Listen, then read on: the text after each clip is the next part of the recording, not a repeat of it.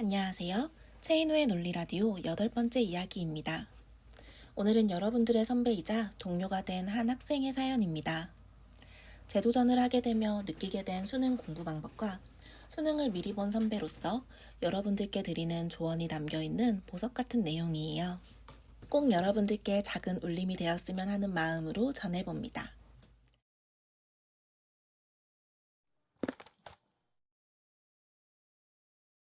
국어뿐만 아니라 사고하는 힘을 길러주는 강의. 저는 이전 2013년에 수능을 보고 다시 수능을 보려는 30살 재수생입니다. 대학교를 졸업 후 취직을 했지만 계속해서 삶에 대한 불만족이 들었고 이유를 찾아보니 20대에 실패했던 한의대 입학이 계속해서 발목을 붙잡아 열등감을 낳고 있었고 이로 인해 스스로 만족할 수 없다는 게 원인이라고 결론을 내렸습니다. 그래서 늦은 나이지만 다시 재도전을 하는데 아무래도 나이를 먹다 보니 학생 때는 깨닫지 못하는 걸 알게 되었습니다. 학생 때는 정말 책을 읽기 싫어했지만 나이를 먹으며 독서의 중요성을 깨닫게 되었고 인생에 있어서 가장 중요한 건 사고력이라고 생각을 하게 되었습니다. 수능을 준비하기에 앞서 시간이 많지 않은 저에게는 같은 시간 대비 높은 효과를 얻는 것이 최우선이었습니다. 지금도 공부만을 하기보다는 항상 사고하면서 내가 지금 하는 방법이 옳은 것인지 점검하고 인간 강사 또한 인기 강사라고 무작정 듣는 것이 아니라 몇 분씩 들어보면서 나에게 부족한 부분, 나의 사고의 폭을 늘려줄 강사를 찾아가고 있었습니다. 왜 수많은 학생들이 엄청난 시간을 투자하며 공부를 하는데 왜 각각 성적이 다를까? 왜 누군가는 2, 3년 만에 이룰 성취를 누군가는 1년 만에 이루는가? 답은 바로 사고의 차이라고 생각합니다.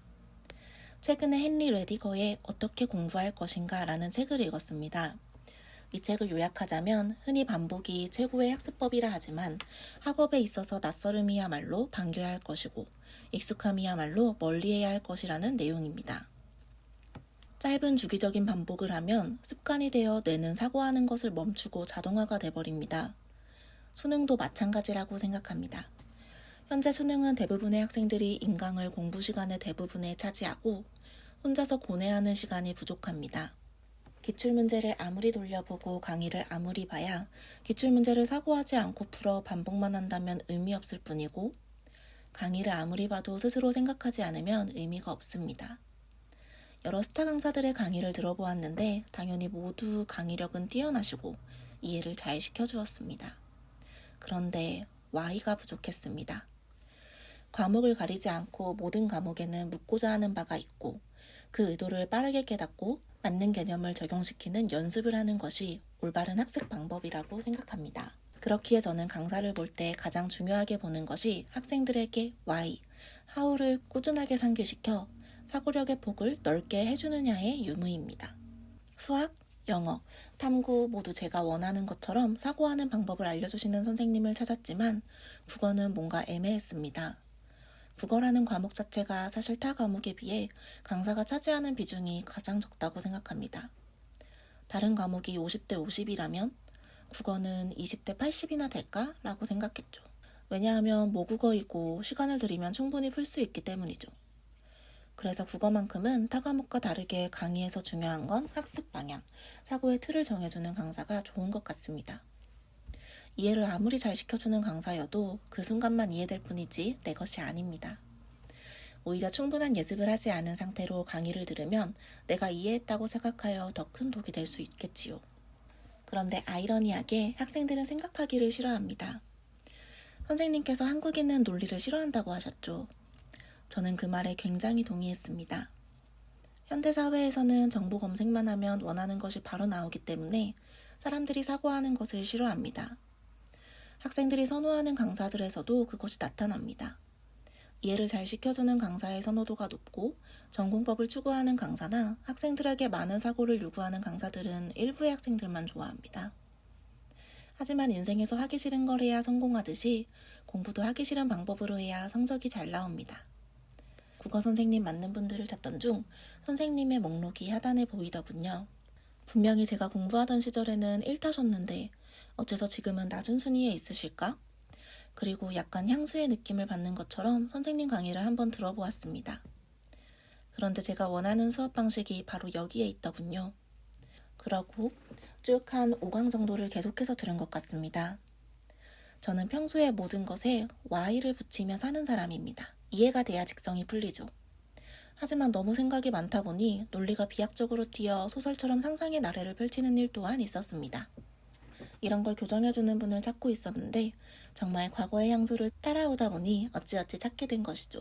정말 좋은 강의들이라 생각되어 한번 커뮤니티에서 수강평을 찾고자 해봤는데 역시나 제가 생각하듯이 호불호가 크게 갈리더군요.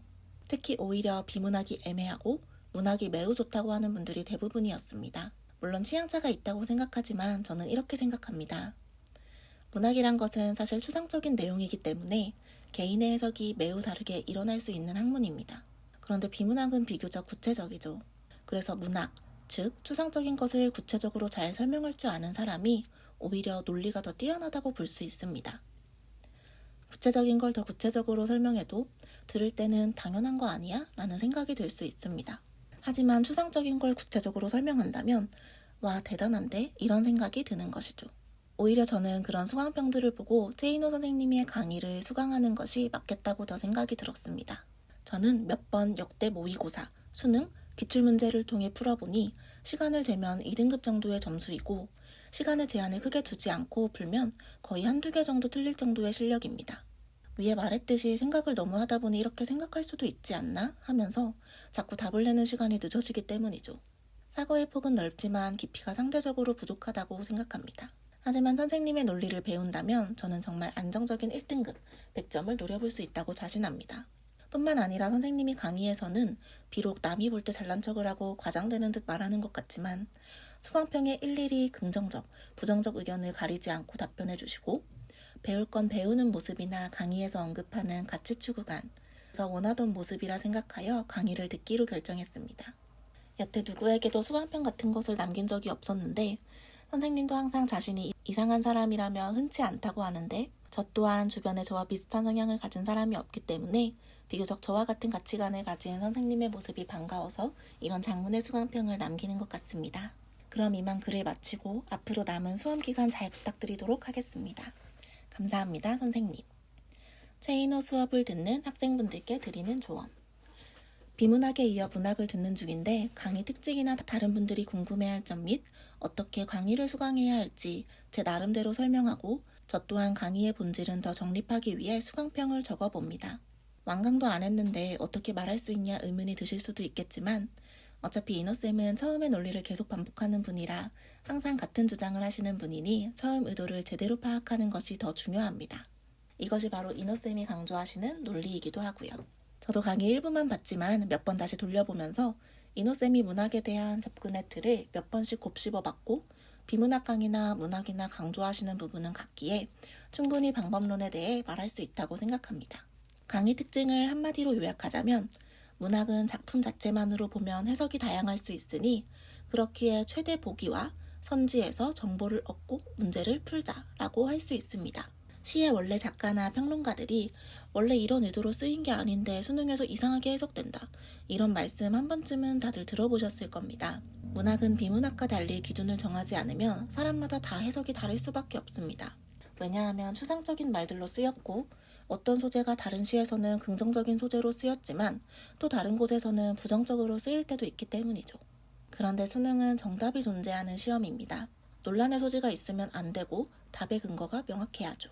개개인의 해석이 다를 수 있는 걸 어떻게 해야 하나의 정답으로 이끌어낼 수 있을까요? 그게 바로 작품의 해석의 틀을 잡아주는 것입니다. 그 틀 안에서 특정한 해석을 강제시키면 정답은 한 방향이겠죠.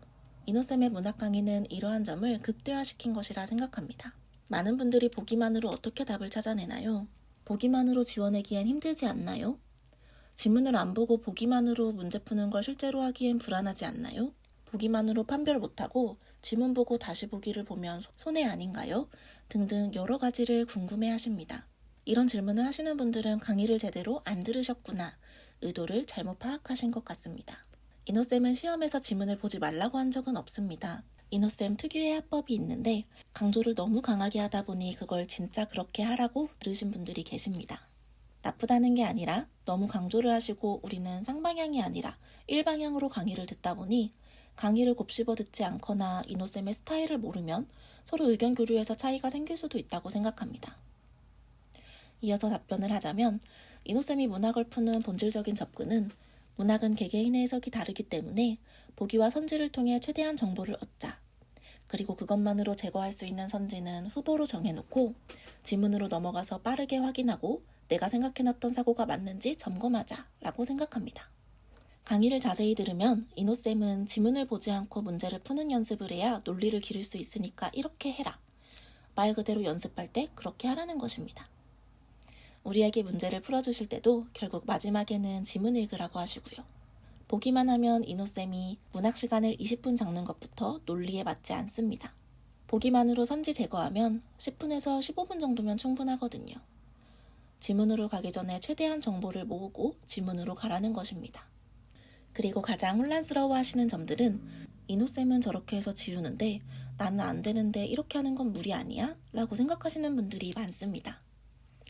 저 또한 저렇게까지 생각하는 건 무리 아닌가? 라는 생각이 들 때도 있습니다. 저희가 생각하기엔 논리적 비약일 수도 있고 아니면 저희의 논리가 아직 충분하지 않아 그렇게 느낄 수도 있지요. 근데 그러면 지문을 보면 됩니다. 지문 보세요. 이노쌤은 보기만으로 풀라고는 안 했습니다. 내가 보기로 판별할 수 없는 건 의문을 가진 채 지문으로 가서 보면 되는 겁니다. 그런데 보통 보기로 선지를 이용할 수 없는 경우는 지문으로 가도 이해가 안 되는 비중이 크더군요. 전부 그렇지는 않지만 보기로 선지를 제거하지 못하면 지문을 읽어도 해결 못하는 비중이 컸습니다. 보기로 선지를 제거하지 못하고 결국 지문으로 돌아가면 시간적 손해가 아니냐라는 것에 대한 답변은 그래서 지문 먼저 읽으면 시간 이득이 있나요? 입니다. 지문 먼저 읽으면 해석이 쭉쭉 되나요? 시어의 의미를 서술부만으로 완전히 파악이 가능한가요? 아닙니다. 심지어 수능에서 같은 작품, 같은 부분이 출제가 돼도 보기에 따라 미묘하게 강조하는 의미가 다른 부분이 있어요. 보기와 선지가 그것을 정하는 틀입니다. 내가 생각을 주관적으로 하고 선지를 가면 내가 생각한 대로가 아니면 꼬입니다. 지문을 다시 보게 돼 있어요. 그런데 보기와 선지에서 틀과 사전 정보를 얻은 후 판단하면 내가 생각했던 게 틀렸더라도 사고를 다시 잡는 게 수월하고 심리적으로도 훨씬 안정적입니다. 지문을 먼저 보고 선지 보고 지문을 다시 보기와 선지 먼저 보고 지문을 보고 선지를 다시 보기. 뭐가 시간이 더 손해일 가능성이 클까요? 물론 지문 먼저 읽고 쭉쭉 풀리면 시간적으로 더 이득이긴 하죠. 근데 그것도 얼마 안 나요. 하지만 선지가 제대로 안 풀려서 지문을 또다시 쭉 읽으면 엄청난 시간 손해예요. 우리는 항상 최악의 가능성을 염두에 두고 임해야 합니다. 잘 될 때만을 생각하지 마세요. 이노쌤은 그런 면에서 실전적으로 접근합니다. 비문학도 적으면서 풀라고 하시죠. 실전에서 속으로 생각만 하면 튕기거든요. 읽으면 또 튕기고 멘탈 날아가고요. 근데 적으면 일단 집중이 되거든요. 이해는 안 돼도 정리라도 되고요. 이노쌤은 문학이나 비문학에서 모두 최악을 가정하시고 접근하시는 겁니다. 마지막으로 말하고 싶은 건 무조건 강의대로 해야 된다는 생각은 버리세요. 강사의 스타일을 100% 따라갈 필요는 없습니다. 어느 정도 본인에 맞게 방안을 수정하고 자기 것으로 만드세요. 항상 의심하세요. 강의를 전적으로 믿지 말고 이 방법이 옳은가, 내 사고가 맞는가 의심하세요.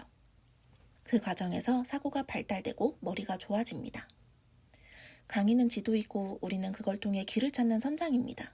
비단 이노쌤의 강의뿐 아니라 모든 강의를 다 그런 식으로 들어야 합니다. 이노쌤의 방식은 좀 더 독특해서 체화가 힘들 뿐이고요. 이거는 이렇게 하면 안 되지 않아요?가 아니라 이거는 이렇게 해서 나에게는 힘들 것 같으니 접근 방법을 조금 달리 해야겠다. 이런 식으로 바꿔보세요. 안 되는 이유를 찾지 말고 대리 이유를 찾으세요. 많은 것들이 변할 겁니다.